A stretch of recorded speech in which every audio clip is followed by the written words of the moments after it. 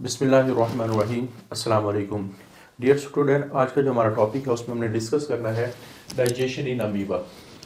सबसे पहले जब हम अमीबा की बात कर रहे हैं तो अमीबा एक यूनिसेलुलर ऑर्गेनिज्म है और ये एनिमल लाइक प्रोटिस्ट है। जैसे कि पिछले लेक्चर में हमने डिस्कस किया था कि बाज़ दफ़ा हम जो एनिमल लाइक ऑर्गेनिज्म है जिनको प्रोटोजोन्स कहते हैं, जब भी न्यूट्रिशन इन एनिमल्स को डिस्कस किया जा रहा होता है तो उस तरह के ऑर्गेनिज्म को भी हम डिस्कस करते हैं। तो सबसे पहले अमीबा चूँकि यूनिसेलुलर ऑर्गेनिज्म है, इस वजह से अमीबा में जो कुछ भी होगा वो सेल के अंदर होगा। जितने भी फंक्शन होंगे, चाहे वो रेस्पिरेशन है, चाहे वो डाइजेशन है, वो सारे के सारे इस सेल के अंदर होंगे। और हमने डिस्कस किया था लास्ट लेक्चर में, अगर कोई आप कह सकते हैं फंक्शन सेल के अंदर हो तो उसको इंट्रासेलुलर कहते हैं, ये सेल के अंदर वाला फंक्शन। अब चूंकि हम डाइजेशन की बात करें तो सारी की सारी डाइजेशन अमीबा के सेल के अंदर होगी।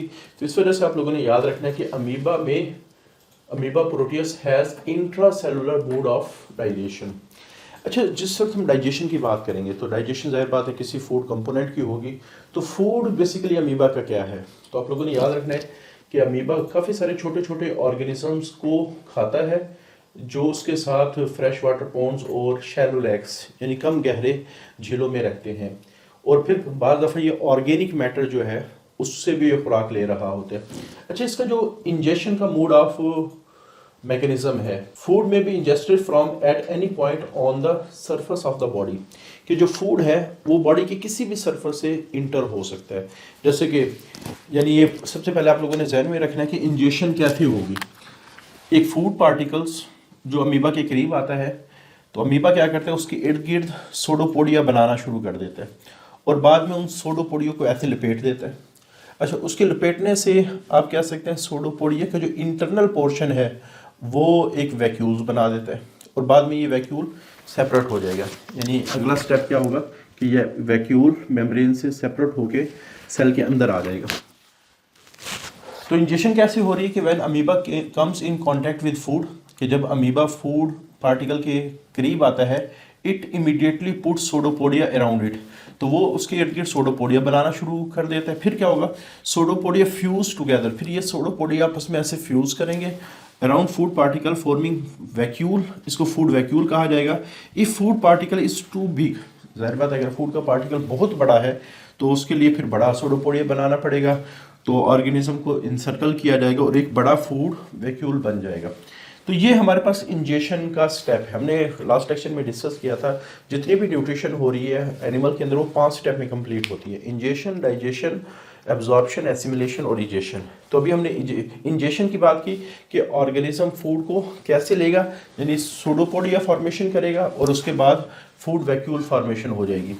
अच्छा, जब ये फूड वैक्यूल, जैसे हम यहाँ थोड़ा सा साथ के साथ जो डायग्राम है उसको भी देख लेते हैं कि पहला पार्टिकल है कि फूड वैक्यूल को बनाया जा रहा है इंजेक्शन ऑफ फूड के ज़रिए से।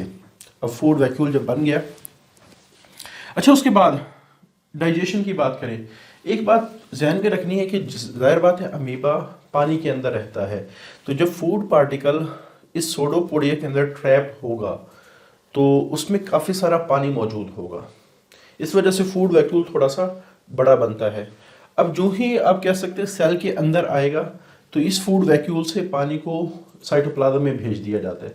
बाद में आपको पता है कि ये जितने भी हमारे पास प्रोटोजोन्स होते हैं उनमें कुछ खास किस्म के ऑर्गेनेली होते हैं जिनको हम कहते हैं कंट्रेक्टाइल वैक्यूल्स, पानी इसमें स्टोर करके दोबारा वापस भेज दिया जाता है। बहरहाल ये हमारा टॉपिक नहीं है। तो उसके बाद जब ये फूड पार्टिकल्स से पानी निकलेगा तो फूड वैक्यूल का साइज़ क्या हो जाएगा, छोटा हो जाएगा। तो वैक्यूल डिक्रीजेस, कि वैक्यूल का साइज़ छोटा होगा, it size as a result of water loss. अच्छा, उसके बाद फिर क्या होगा कि डाइजेशन कैसे होगी। आप लोगों ने पढ़ा है जितने भी यूकैरियोट्स होते हैं उनके सेल्स के अंदर जो डाइजेशन करने वाले, ये तोड़ फोड़ करने वाले ऑर्गेनेली होते हैं, उनको लाइसोसोम्स कहा जाते हैं। तो लाइसोसोम के पास हाइड्रोलिटिक एंजाइम होते हैं, यानी ऐसे एंजाइम जो हाइड्रोलाइसिस के जरिए से चीज़ को तोड़ेंगे। यानी डाइजेशन का जो मोड ऑफ मैकेनिज्म होता है, आप कह सकते हैं कि डाइजेशन हो कैसे रही है बड़े मालिक्यूल्स की। डाइजेशन में आमतौर पे 3 चीज़ें डाइजेस्ट हो रही होती हैं: प्रोटीन्स, कॉम्प्लेक्स कार्बोहाइड्रेट और फैट्स। अच्छा, तीनों चीज़ों को तोड़ने के लिए हाइड्रोलाइटिक एंजाइम्स एक्ट करते हैं।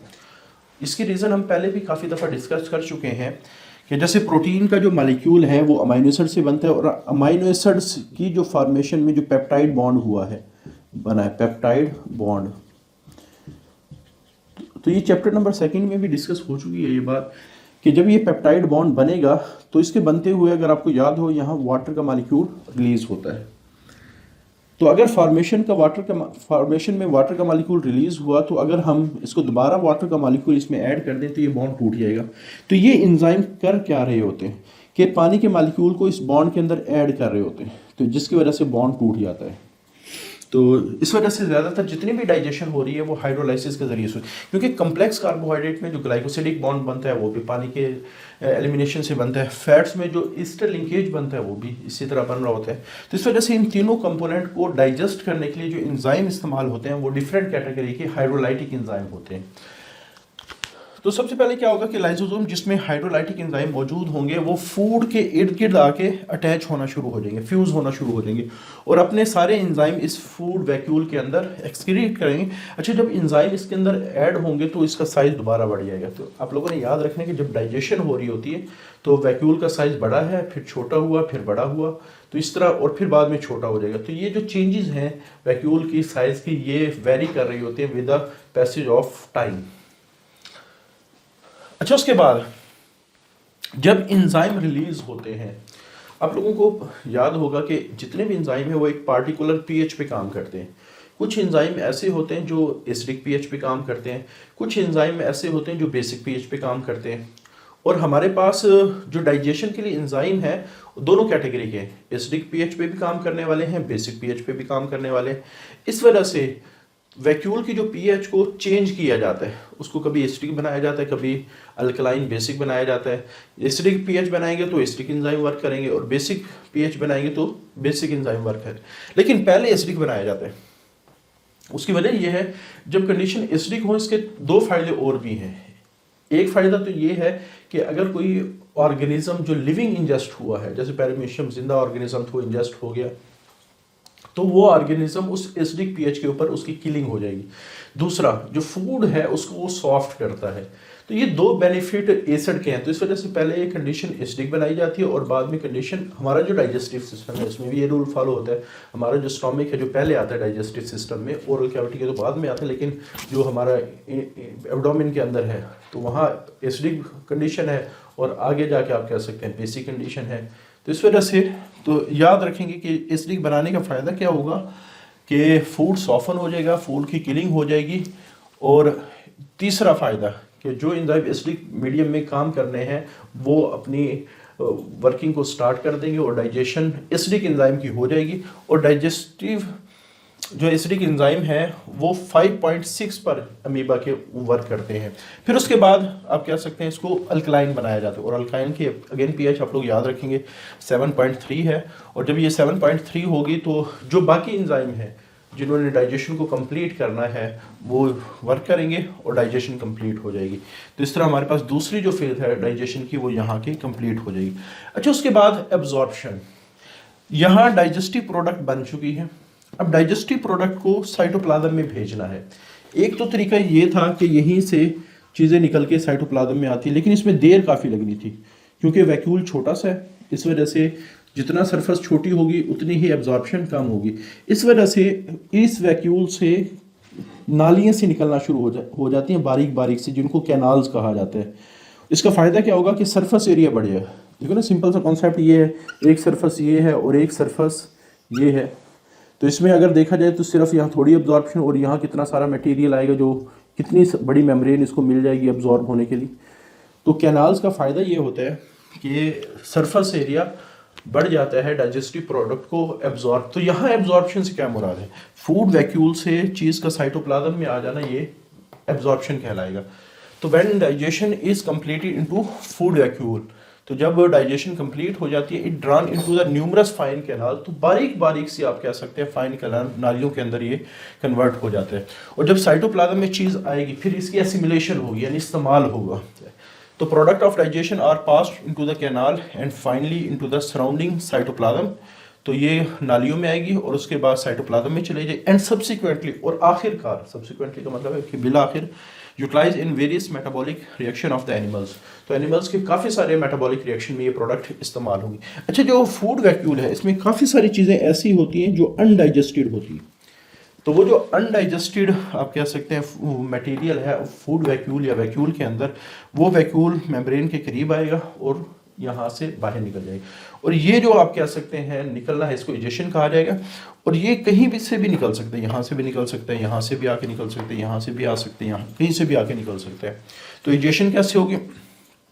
अनडाइजेस्टेड मैटर इज वाइड का मतलब खाली करना ऑफ ऑर्गेनिज्म, कि ऑर्गेनिज्म इसको खाली करता है from any point of its surface, वो किसी भी सरफेस से इसको बाहर फेंक सकता है।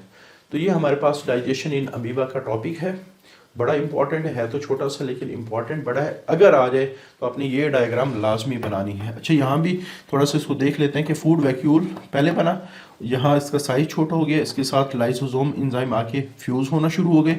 और फिर चौथा पॉइंट ये है कि final canal radiate from the vacuole, ये कैनाल्स निकली और जो डाइजेस्टिव प्रोडक्ट है वो साइटोप्लाज्म में आई। उसके बाद इजेशन ऑफ अनडाइजेस्टेड मटेरियल। तो ये डायग्राम आप लोगों ने लाजमी बनानी है, तब जाकर आपको 4 नंबर का क्वेश्चन कंप्लीट होगा। तो इंशाल्लाह अगले लेक्चर में हम हाइड्रा की डाइजेशन के बारे में डिस्कस करेंगे। आज के लिए इतना ही। अल्लाह हाफिज़।